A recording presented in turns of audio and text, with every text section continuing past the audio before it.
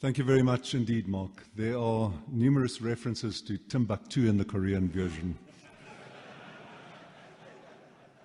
Gentlemen, it's a tremendous honor and a great pleasure to be here this evening. I want to start off with a reminiscence about a dinner that I was invited to 2 years ago. It was the annual dinner of the AA, which is an extraordinary organization. If any of you have ever benefited from it, you will know that my respect for it goes deep. Because I was the guest of honor, the MC opened with the only legal joke I've ever been able to remember. And it was told at the time when one of my colleagues, Mr. Nkola John Mutata, was still in the news for driving into someone's suburban wall after drinking an excessive amount of tea. So the MC welcomed me and he said he wanted to tell the story of someone who was accused of drunk driving, as my colleague was as well. And the evidence was that the accused was unable to walk straight and his words were slurred and he was swaying a bit. And the judge leaned forward and said, "Mr. Accused, exactly how drunk were you?" So he said, "I was drunk as a judge." So the judge drew himself up and said, "I think you will find that the appropriate English expression is drunk as a lord." And he said, "Yes, my lord." So, gentlemen, I also want to say to you that I've got a special message for John Smith this evening. I've got two special messages. The one is very personal and the other one is from his buddy Nick Ferreira. And I told John that I'd tell the message from Nick Ferreira through the mic. Nick was head boy in 1997, the year after you, John. So I said to Nick, I've never met John. What's he like? And Nick said, he's a wonderful guy. And he's quite intelligent for a rugby player. So I said, Nick, that's a very patronizing thing to say. I'm going to tell John. He said, please do. So that's the message from your big buddy, Nick Ferreira. And he didn't even know about the 34%. The second message is much more personal, John. And I was in Bloemfontein at the end of 2007, and there was an acting judge from the Durban division of the High Court, and his wife was there with him. And she said to me, "You were at Pretoria Boys High." So I said, "Yes, I was." And she said, "It's a wonderful school." So I said, "Yes, it is." And she said, there are a lot of judges from Pretoria Boys High. There's Brian Southwood in Pretoria, and there's Brian Gelgert in Durban, and there's Roger Cleaver in Cape Town, and there's John Smith. And I said, "What court is John Smith in?" That's the joke. I really did say that, gentlemen. John, you were elevated. I never recovered. I said I got my facts wrong. I didn't think for a moment. I never recovered. I stood accused as the judge of the appellate division who didn't know who John Smith was. Are you impressed? And it was 2007, gentlemen. Gentlemen, I want to tell you why it's an honor to give this speech. The school was profoundly formative in my life. I've written about that. Some of you know that. Coming here marked a dramatic change in my fortunes. Sorry to outdo you, John. It was my 8th school, not my 7th. It was so utterly different from everything I'd ever experienced at any one of my preceding schools that I could hardly believe my luck. I want to tell you two things about the rest of my speech, gentlemen. The first is that I got Inga to send me how long everyone took. She said about 3/4 of an hour speech. I said, that's too long after dinner. She sent me the times. The longest speech was Professor Jonathan Johnson, who spoke for 3/4 of an hour. The shortest speech was our mutual friend Nick Ferreira, who spoke for 18 minutes. My speech is 20 minutes. The second thing I want to tell you is that though the headmaster and I didn't coordinate our speeches, in fact, and I'm being deadly serious here, they do coordinate. I've got quite a somber speech. It's about the difficulties we're in. And the headmaster is going to speak about what we have to do about that. The two speeches mesh. But I want to say again that what I learnt in my job as a judge, and it's not always an easy job, the roots of my moral and intellectual being were at the school. I learned more here than I learned at Stellenbosch. I learned more here, both intellectually and morally, than I learned at Oxford. And I feel profoundly grateful for that here. So grateful am I that when the headmaster phones me for legal advice, I actually get up. Thanks for laughing. But there is nothing more terrifying for a lawyer in whatever court or in whatever law firm to be phoned up by the headmaster of your former school to be asked for legal advice. I snap to attention. Do you admit that? And I give it to him. The school has profoundly influenced everything about my understanding. And the insights I gained here have lasted deep into my adulthood and deep into my work every day as a judge. First, my 4 years here and the simple quality of what we all got here, the beauty of the grounds, the facilities, and they're far better now because of the work of Bill Schroeder and other people, instilled in me how important it is that other South African children too should have a quality education. This is not so. And that is a profoundly obvious but also profoundly shaming fact about our democracy after 23 years into apartheid. Some educationists like Professor Jonathan Johnson consider that South African children in the townships and the rural areas are actually worse off today, 23 years into democracy, than they were under apartheid. That is a deep calamity, and it's perhaps more dismaying than anything I know about our post-apartheid democracy. Second, being at a government school where tuition was virtually free instilled profoundly in me the importance of governmentally provided opportunities.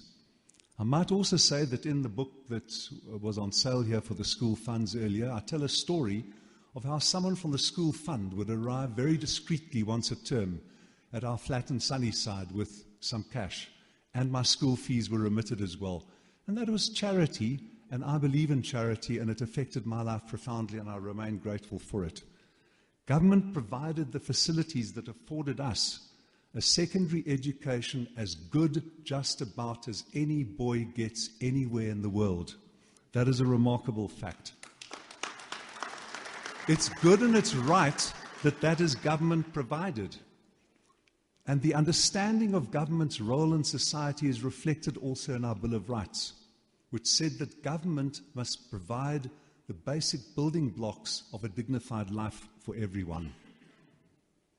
Third, about being here at the school, and the third fact that has influenced my moral and political understanding, is that the school then was all white. That was partly why it was so excellent. The school was superb because the apartheid government specially allocated extra funds to our education as white kids. That has changed. I heard tonight from Mr. Reeler that about 40% of the school is black, 60% is white. And that has changed under your headmastership as well, Mr. Reeler, to a greater proportion of black kids.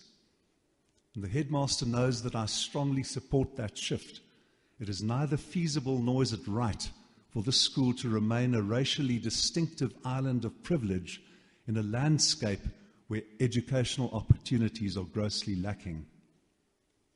And then I want to talk about how that all-white privilege affected most of us, and that's the somber part of my talk.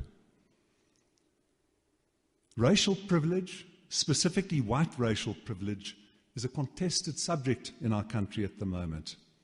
I don't want to discuss its abstractions. I want to give you a concrete example, and it goes back to a talk I gave at the school about 4 or 5 years ago.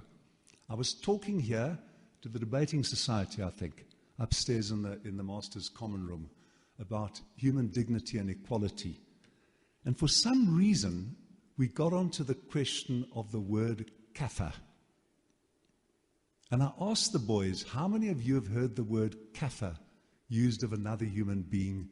And more than half of them put up their hands. I was shocked.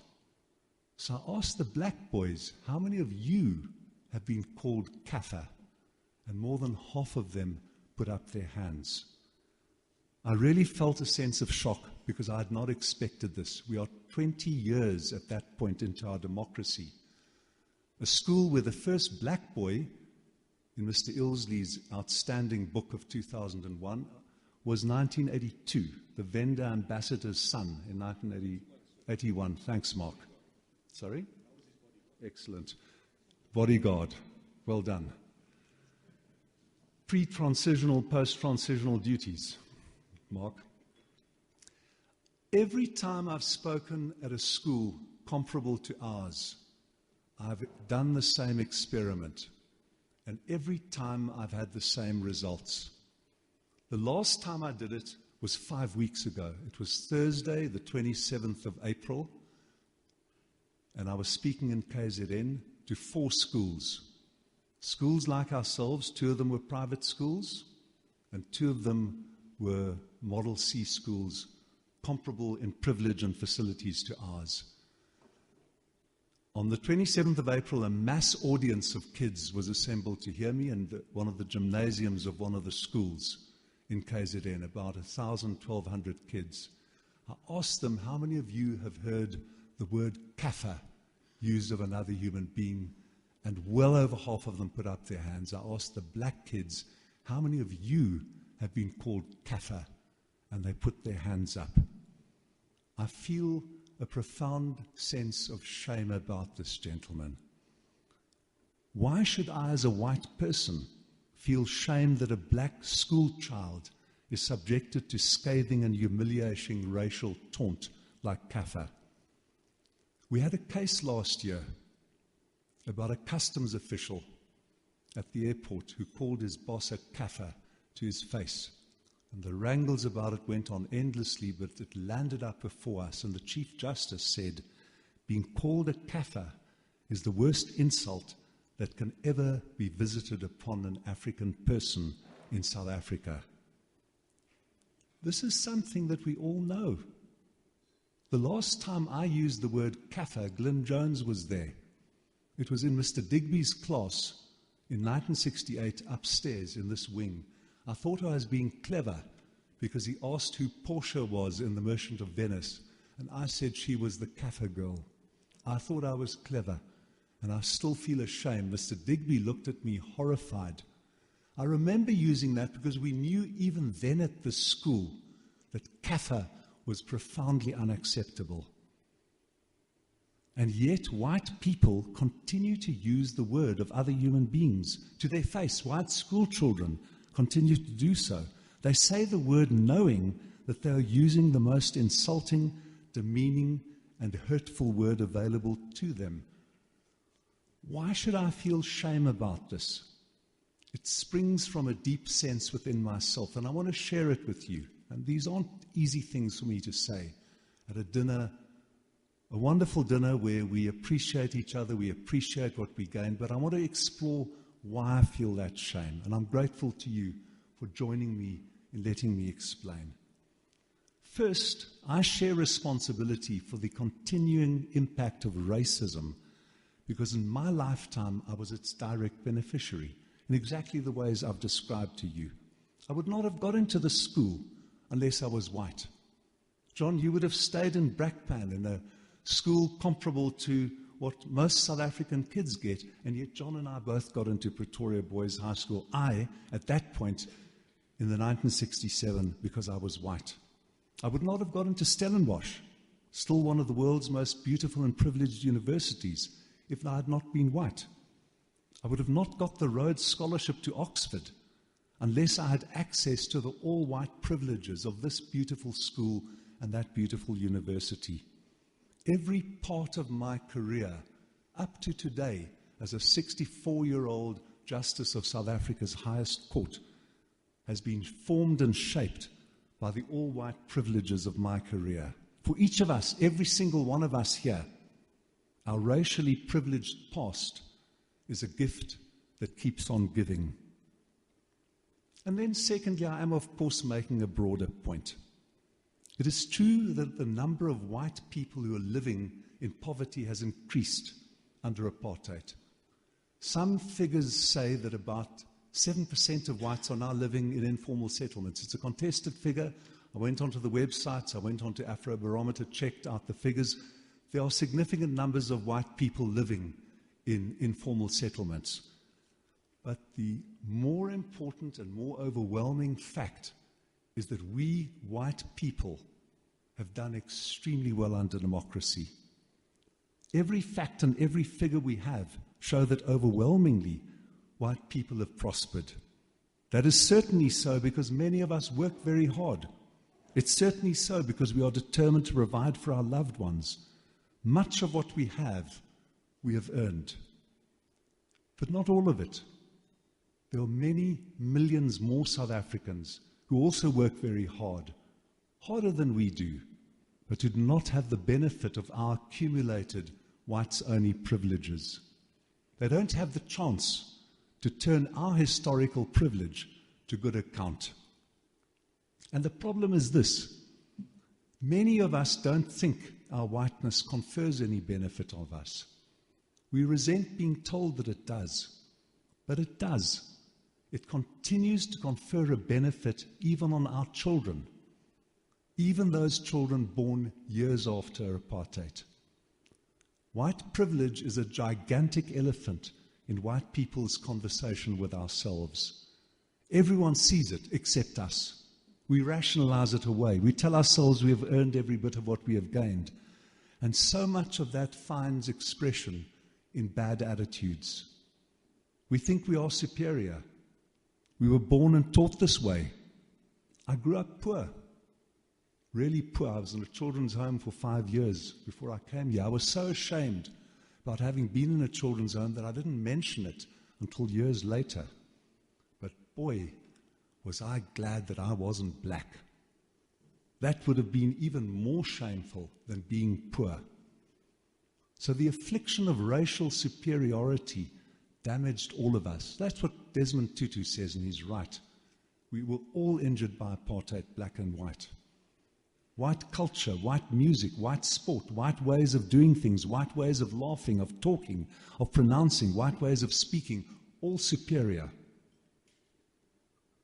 And in all of this superiority, we don't want to accept that our sense of superiority comes from our white privilege, and that white privilege is itself the result of a deep and racist past.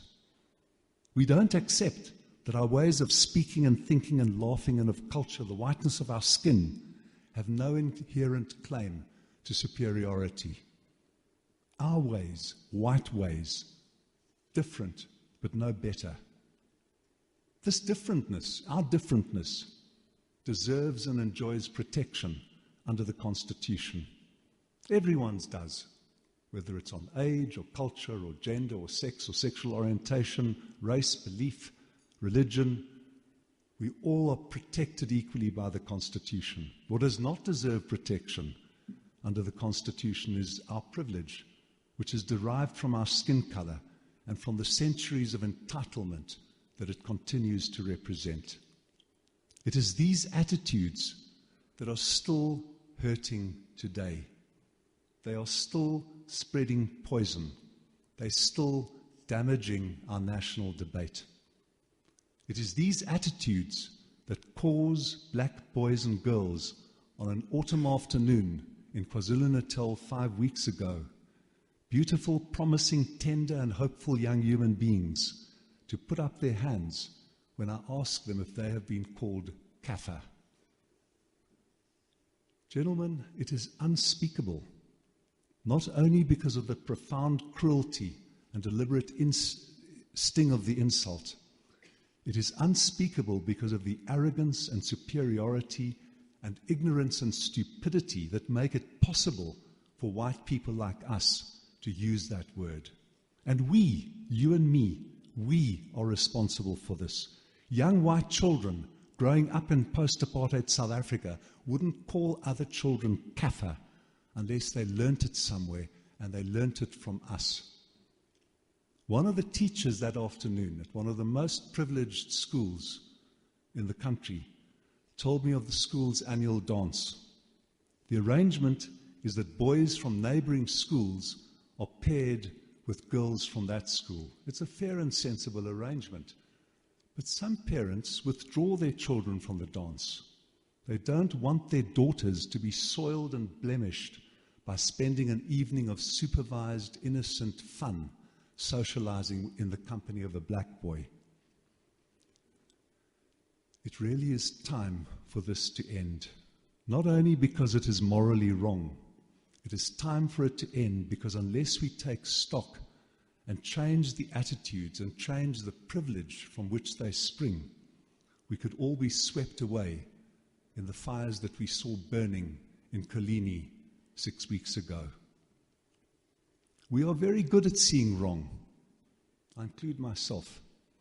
We see wrong with everyone and everything else. We see a president mired in allegations of corruption and maladministration.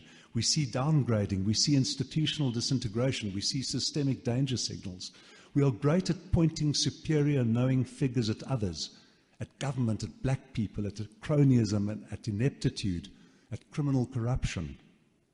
But what we don't see is that our attitudes are part of this country's sickness. What we don't see, what we don't want to see, is our part in the profound blight that lies at the core of our national malaise. Racism, subtle, racism unsubtle, CAFA racism, but also subtle racism, is a canker that not only corrodes all we try to achieve, it also offers those looting our country and selling it out a helpful diversion. The good news is that it can change. That's the great thing about bigotry and hatred and contempt for others and about feelings of racial superiority. Those feelings are not a fact of the external world. They exist only in our minds. They are impulses in our brains. They are simply attitudes. And attitudes can change, beginning today and beginning always with ourselves. I don't say that this is easy, gentlemen. Attitudes are deeply ingrained. Though they only exist in the mind, they have a very real impact. And I know this myself. I told you earlier that I grew up believing that the only worse thing than being poor was being black. But I also believed that the one thing worse than being black was being gay. It was while I was here, in my first year at the school at the age of 14, that I discovered that I myself was gay. It filled me with horror and fear and loathing. It has taken me the last 50 years to try to eradicate that sense of self-abhorrence and shame. Even though I'm a judge in a court that is foremost in the world in pronouncing the entitlements of gays and lesbians to equality, I still have moments of doubt where I think, is it really normal? Is it really right? This we call internalized stigma. It's also an attitude. It's also in here. It exists because you grow up in a profoundly skewed society skewed by wrong attitudes of condemnation and ostracism and superiority. It happens also to black people. It helps me to understand a little bit why black people, even confident, successful black people who live in a society that is still deeply disfigured by racism, they may themselves, like me, inwardly doubt their own humanity, their entitlement to human dignity, their entitlement to pride in themselves as black, their claim to equal pain and equal power as equal human beings. I say all of this just to say that I don't underestimate our task, but it can be done, and it is worth doing, and it starts with us, and it starts with our attitudes, inside the self, inside the family, inside our employees and our colleagues and our circle of friends. From there it may branch out into seeking ordinary human bonds, perhaps even friendships, perhaps even offering or seeking apology where we can, with humility and self-acknowledgement. And beyond that, starting a debate, a necessary national debate about reparation in our country, which is still one of the most unequal in the world. I'm not talking about noble self-sacrifice, gentlemen. I'm talking about the necessary adjuncts of survival. I know this sounds bleak, and it's because I feel some bleakness at the moment. We face a very considerable crisis of national governance. Unless we act with integrity and purpose and resolve, our national project of seeking dignified life for all may founder. On the one side, the dispossessed are raging, and rightfully so, and on the other, within the elite, some seem so preoccupied with pillaging and looting that they have forsaken the proud and dignified leadership that they owe us. And in all of this, some see a chance to divert attention from their criminal pillaging by blaming white people. They do so cynically, but their stratagem finds fertile ground in our racial past and in our own continuing racism. But still, and this is where I draw to a close, there is so much good, and I agree with every word that John said earlier. Our complicated society offers us surprising cause for hope. Our complicated history gives us strong and independent institutions. It also gives us, our nation, a sense of pride in its own agency. Most important, it gives our people a sense of skepticism about power. One of the questions I'm asked most often when I go out to speak is the Constitution strong enough to save us? And the answer is no. The Constitution is just words on paper. What is strong enough is the fact that our people are skeptical. They ask questions. They demand answers. Glad you agree, Iraj. They cannot easily be fooled. South Africans, black South Africans particularly, the black South Africans that many of us look down on, have a long history of fighting injustice. The oldest organization for social justice on this continent was founded in this country in 1912. It's in a pitiful state at the moment, but its traditions and its commitments were proud. Black South Africans know that power is a gift from the people to be exercised with fiduciary care. They know what to do with unjust rulers. They resist them. They learned this under apartheid. They struggled successfully to overturn a monstrous system of racial injustice. It was powerful, but not powerful enough for their skepticism and thirst for justice. Also, on the good side, we have strong independent institutions, including the media and the courts and civil society. This will complicate the life of any looting criminal who tries to thwart democracy. The courts in which I work will help in that. This is not because of any one individual or even 11 individuals. It is because judges in all the courts are committed institutionally to independence, to non-corruption, and to fearlessly upholding the rights in the Constitution. We are led by a Chief Justice who is a remarkable man. He is fierce about racial injustice and about racial dignity, but he is equally fierce about corruption, good governance, constitutional principle, independent institutions, and about creating conditions in which everyone can prosper in dignity without a corrupt elite. Under the Constitution, the courts are bearers of an important tradition on this continent, a unique tradition, a tradition of freedom and dignity that overthrew apartheid and which is our greatest strength as a nation. The courts will help keep that flame burning. And most importantly, gentlemen, we have extraordinary reserves of goodwill. I'm a cyclist. When you cycle, you're at eye level. I'm astonished every day by the goodwill that I see on our streets. And despite the evidence before my own eyes on that day in KwaZulu-Natal, I also see evidence of intense cross-racial friendships at all the schools I visit, of a new generation on whom the racial burdens of our past rest more lightly than they did upon us. Young people embracing diversity and change, reveling in the beauty and the richness of difference.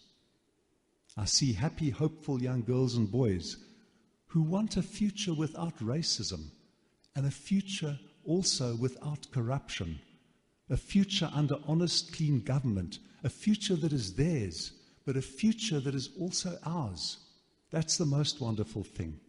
These are powerful forces. They will enable us to avoid the failure and destruction that seem to invite us downwards. Our task is to engage with the positive, but to do so with self-knowledge and humility. And that struggle for us as white people begins from the inside. Thank you very much.